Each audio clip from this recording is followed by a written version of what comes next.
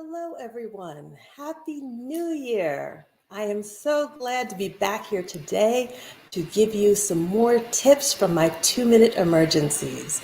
I am Dr. Leslie, board certified emergency physician, best-selling author, international speaker, and professional photographer. And I am here to teach you about conditions and medical emergencies to help keep you safe and out of the emergency department. So welcome back. I hope you had a wonderful New Year's. We're all ready to start things fresh. And because many places in the country, as you would expect during winter, are very cold, my subject today is breaking through the ice. I'm not talking about the ice of an uncomfortable conversation. I'm talking literally. I'm talking about cold water immersion. So believe it or not, cold water immersion, or immersions in general, are the third leading cause of death worldwide.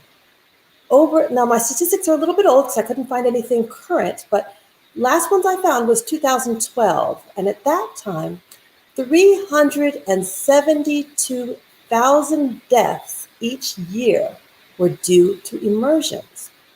And that comes down to 49 people every hour were dying from this. So it's not the third leading cause of death, but the third leading cause of unintentional deaths. All right, so let's talk about it. The first thing you think of when you think of cold water immersion is you think people die of hypothermia. Of course. No, that's actually not correct. So there are several stages that you go through. And this is generally if the water is less than 68 degrees Fahrenheit or less than 20 degrees Celsius. Anything less than that, you have these reactions. And the reason this all came to mind when I started thinking about this is because on New Year's Day, I did a polar bear challenge, my first ever, and that was to raise money for victims of sexual trafficking.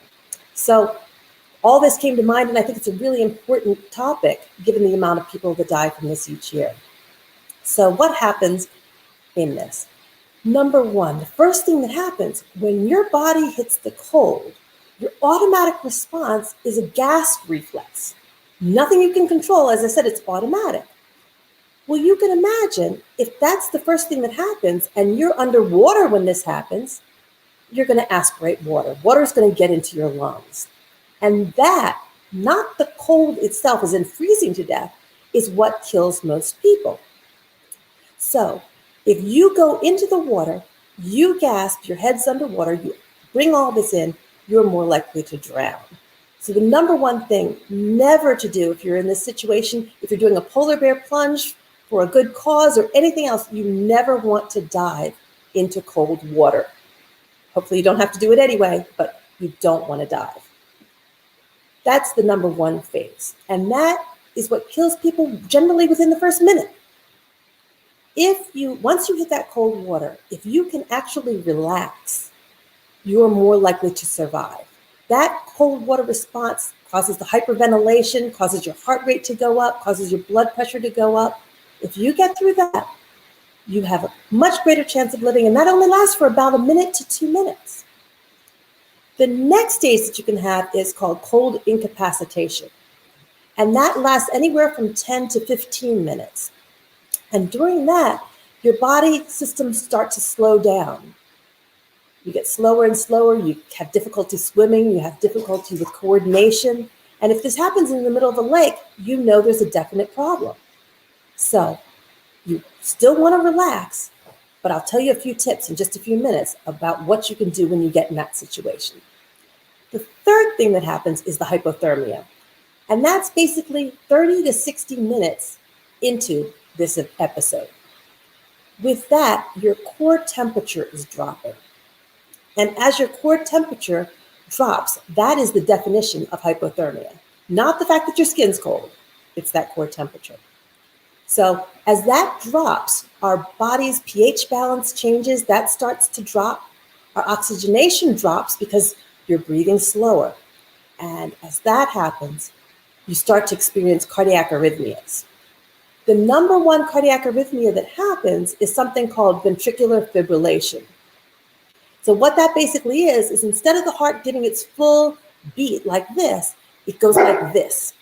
And when that happens, you can't pump all the blood that's needed to the rest of your body. That can also lead eventually to asystole, or when your heart stops completely. You can have other cardiac arrhythmias as well, but that's the number one cause. The fourth stage is something that most people wouldn't even think of. So as you're being rescued, you start to relax. And as you relax, everything starts to shift within your body as well. And that can cause your blood pressure to now drop, your heart rate to drop. And you can actually die when you're rescued. The worst case of this is if you're rescued and they have you in the vertical position.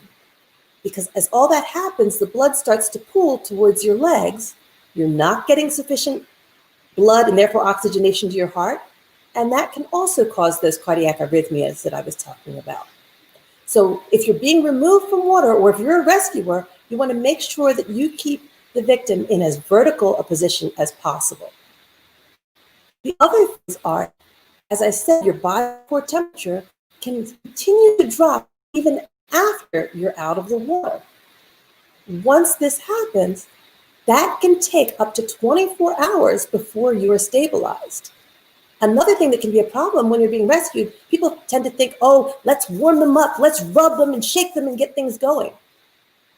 That is also, as I said, your pH has changed in your body. That can lead to cardiac arrhythmias as well.